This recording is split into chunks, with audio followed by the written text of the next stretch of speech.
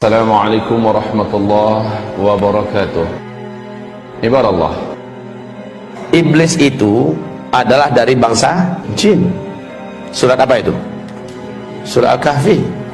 Allah sampaikan bahwa iblis itu sebenarnya adalah asalnya bangsa jin yang sangat soleh dan taat. Betul-betul soleh, taat. Tidak ada dosa yang dilarang Allah yang tidak mereka kerjakan. Hobi menumpahkan darah di mana-mana, membuat kerusakan di muka bumi. Lalu Allah Subhanahu wa taala utus para nabi-nabi, malah dibantainya nabi-nabi. Nabi-nabi dari bangsa jin juga ya, dibantai oleh mereka, dibunuh oleh mereka. Sampai pada limit terakhir, Allah perintahkan seluruh malaikat bala tentara tempur dari langit turun ke bumi. Habisi seluruh jin yang ada. Bumi akan diganti dengan penghuni baru. Bangsa jin sudah out of order, sudah nggak layak lagi untuk menjadi pemimpin dan pemakmur bumi. Disuruh malaikat-malaikat turun, malaikat-malaikat tempur. Walillahi junudus samawati, Allah memiliki bala tentara di langit, disuruh turun untuk ngabisin bangsa jin. Tahu enggak Bapak Ibu, siapa yang diangkat oleh Allah menjadi panglima perang? Namanya waktu itu belum iblis ya, namanya ketika itu masih Azazil. Ini adalah dalam kitab tafsir Al-Hafiz Ibnu Katsir. Namanya saat itu masih bernama Azazil. Jangan kasih nama anaknya Azazil nanti. Lalu turunlah panglima perang ini, yaitu Azazil, dengan memimpin seluruh malaikat-malaikat tempur. Semua bangsa jin yang ada di muka bumi diratakan, dibunuh.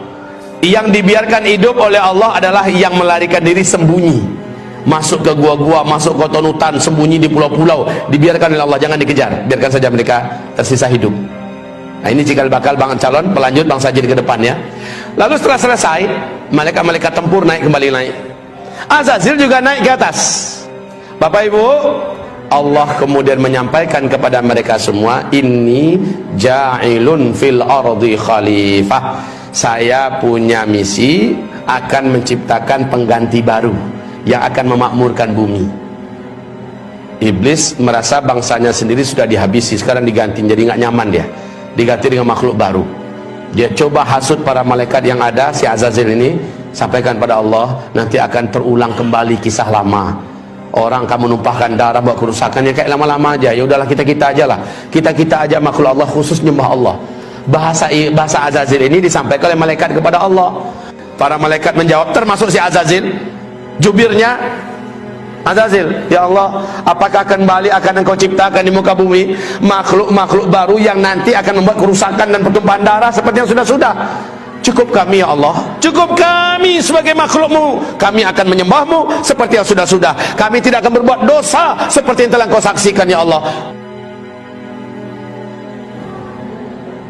Lalu apa kata Allah? Inni a'lamu ma la ta'lamun. Saya ini sudah punya strategi dan rencana yang kalian tidak tahu. Dan kalian akan lihat apakah mungkin makhluk ini akan berbuat dosa jika dia punya bekal seperti yang akan berikut ini. Dengan kun fayakun, Adam pun tercipta. Dan iblis tahu, Azazil ini tahu dari apa Adam diciptakan. Seluruh mereka tahu dari tanah liat, saripati tanah liat. Tanah liat itu di bawah. Ya biasa posisinya dalam tanah, keinjak-injak dan agak sedikit bau. Lalu setelah jadi kun fayakun, Allah masukkan chips, ibarat kita bahasa sekarang ya, yang lengkap dengan informasi-informasi yang tidak diketahui oleh seluruh malaikat.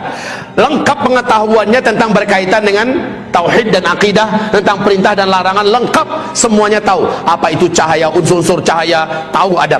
Apa itu angin, ada apa bagian angin, segala macam manfaat dan mudarat angin. Dan apa itu malam, apa itu siang, apa itu bebuan, semuanya lengkap. Sehingga ketika selesai diuji.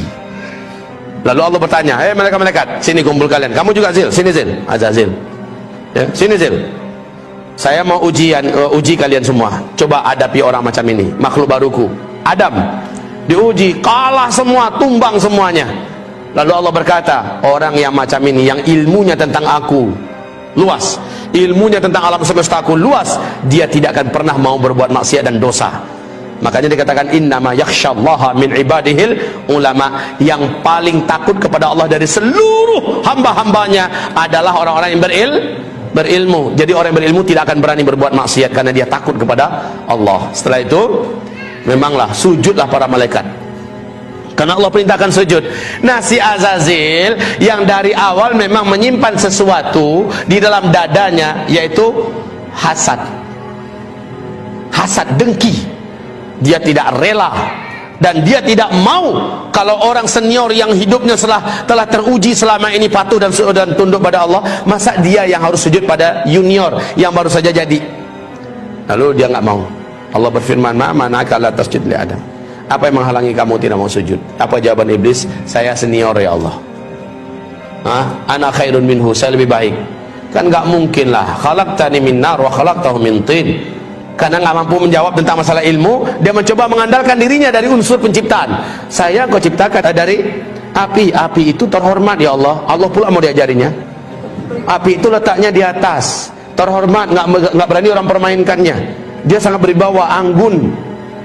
Sementara tanah, engkau ciptakan Adam dari tanah liat, hitam, bau, busuk, di bawah lagi keinjak-injak. Masa iya api sujud pada tanah? Sorry ya Allah. Lalu Allah mengatakan, sombong kamu, keluar. Baik, Allah katakan gelar iblis saat itulah, nama kamu sudah diangkat dengan nama baru yang menjijikkan, yaitu iblis. Aba wastakbara wa kana minal kafirin. Jadi kafirlah dia, iblis jadi kafir. Bapak Ibu, iblis kenapa bisa jadi kafir? Kan dia soleh, kan dia taat. Kenapa dia jadi kafir? Awas, hubungkan kajian kita dengan la ilaha illallah loh. Tidak tak? Itu jawabannya. Apakah iblis dibolehkan masuk surga? Lan tadkhulaha abadan. Engkau sekali-kali tidak akan berhak menjadi ahli surga selama-lamanya. Iblis punya kunci enggak? La ilaha illallah. Iblis yakin enggak dengan Allah? Pasti. Iblis mengimani Allah tidak? Pasti, ya kan? Pasti. Tapi iblis punya kunci enggak? La ilaha illallah. Punya enggak? Punya. Cuma sayang patah salah satu giginya. Disuruh sujud kepada Adam, dia tidak mau. Bukankah salah satu gigi daripada gigi-gigi la ilaha illallah adalah wajib mengikuti perintah-perintah Allah dan mentaati larang-larang Allah? Wajib. Iblis di situ nggak mau. Sujud kepada Adam itu nggak mau dia. Satu saja syahadat Allah yang ditolaknya menjadikan dia dikatakan Allah kafir. Awas. Ini zaman banyak nggak orang menolak ayat Allah?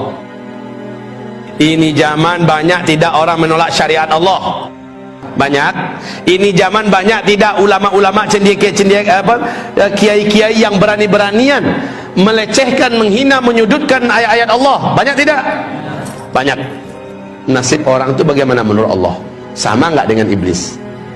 Buka surat Muhammad ayat 8 ayat 9. Surat 47 ayat 8 ayat 9.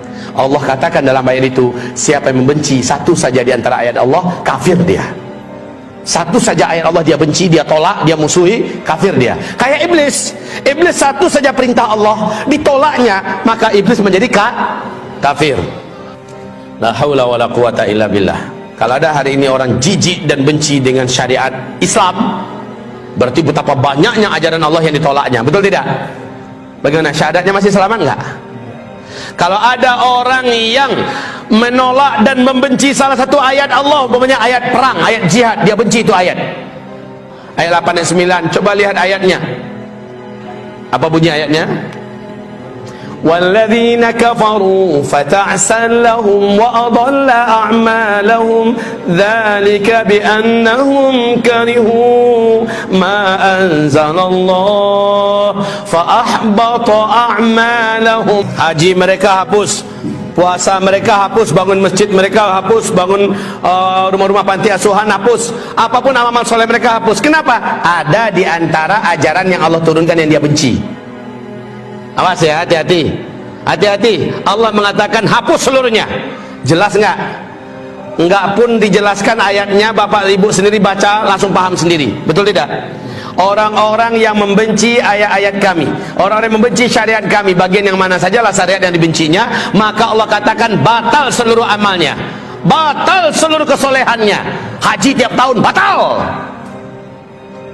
Puasanya selama 35 tahun batal pahalanya. Sedekah, infaknya, bangun masjidnya di mana-mana batal seluruhnya. Kenapa? Ada di antara ayat atau syariat Allah yang dibencinya. Hati-hati. Hati-hati. Hati-hati kaum muslimin. Iblis kafir gara-gara menolak satu saja syariat Allah, sujud kepada Adam. Suatu ketika iblis datang kepada Nabi Musa alaihissalam. Musa, saya punya hajat kepada kamu. Siapa kamu? Kata Musa, saya adalah iblis. Wow, tahu enggak Bapak Ibu, Musa ini sukanya, Musa ini kalau marah itu kelihatan langsung Pak Bu, dari bola matanya itu nampak. Iblis pun menjadi pucat di depan Nabi Musa. Satu-satunya nabi yang pernah menampar malaikat maut sampai pesong, sampai lepas cuma Nabi Musa Pak. Hadis sahih Imam Bukhari. Malaikat maut diturunkan oleh Allah untuk mencabut nyawa Nabi Musa. Pas datang malaikat maut, karena jadwalnya belum, tapi malaikat maut ini masih mengintai-intai. Nampak oleh Nabi Musa, dia akan menampakkan wujud nih, nampak Nabi Musa, sorot matanya membuat merinding. Musa ini pantang betul, ada yang natap-natap dia gitu, dia dekati, mau apa lo? Malaikat maut ditampar oleh Nabi Musa, pindah langsung. Memang kuat Pak, Nabi Musa tuh sekali pukul orang mati langsung nempel di dinding. Ceder, langsung nempel di dinding, mati di tempat. Nabi Musa itu jangan salah-salah loh Pak ya, sangat mengerikan makan tangannya. Malaikat maut aja pindah langsung malaikat maut kembali lari dan naik ke sisi Allah. Apa kata malaikat maut? Arsal tani, engkau kirim saya kepada orang yang tidak menginginkan kematiannya. Maka kata Rasulullah, Allah perbaiki kembali, lalu Allah beri tanda khusus bahwa memang dia asli malaikat maut, bukan hanya sekedar ngaku-ngaku. Kemudian dia pun turun lagi kepada Nabi Musa, dikasih tanda bahwa memang dia resmi adalah malaikat maut, jangan dipukul lagi. Setelah yakin Nabi Musa ini memang malaikat maut, apa kata Nabi Musa? Apa kata malaikat maut? Allah memberikan hak kepada Musa, silakan engkau tempelkan telapak tanganmu ke tubuh seekor lembu. Berapa bulu yang terimpit oleh telapak tanganmu, per satu helai bulunya umurmu akan Allah panjangkan 1 tahun lagi. Apa kata Nabi Musa? Untuk berjumpa dengan kekasihku, aku harus menunda lagi sekian lama, aku tidak mau. Aku mau sekarang, kerjakan tugasmu.